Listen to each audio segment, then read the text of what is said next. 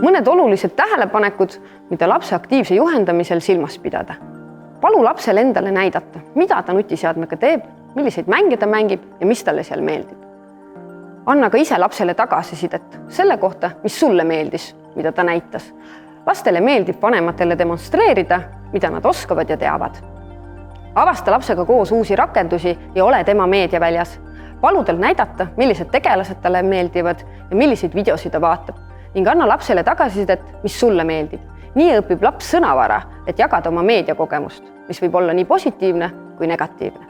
Ole avatud, mängimaks rollimänge, mis saavad alguse ekraanilt ning teadvusta vanemana, et aktiivne juhendamine nõuabki pingutust ja panustamist. Ole ise uurija, jälgi oma lapse digimängu ja vaata, milliste valikuteni ta ise jõuab.